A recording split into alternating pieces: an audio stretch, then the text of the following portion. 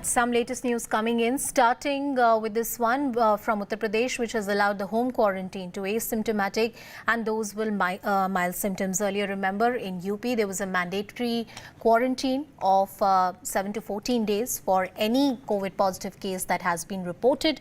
And now those guidelines have been changed. There was a meeting that was chaired by UP Chief Minister himself. And in that meeting, it has been decided that home quarantine would be allowed for asymptomatic people. Pranshu Mishra is with us on the broadcast. Pranshu, many people are going to welcome this decision because for mild and asymptomatic cases where there's home quarantine possible, that should be allowed, and that was a long pending demand. Yes, that's right. So in fact, it was a protocol which was already in place in several states. You talk about Delhi, you talk about other states. This was already a standard procedure that was being adopted.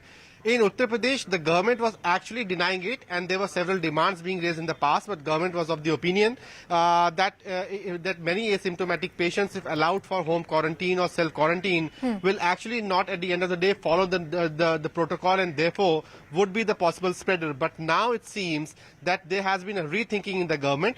Government on its part claims that there is absolutely not the fact that there is any sort of lack of medical infrastructure or there is a lack of beds, but we have been reporting over the past few days that in cities like Lucknow and Noida, there have been several cases where ambulance actually turned up quite late. People were shifted from one hospital to another because of the lack of bed, and therefore many people, especially the middle class people, the urban middle class, was demanding that home isolation should be allowed. And today, in the meeting chaired by Chief Minister, this decision has been taken.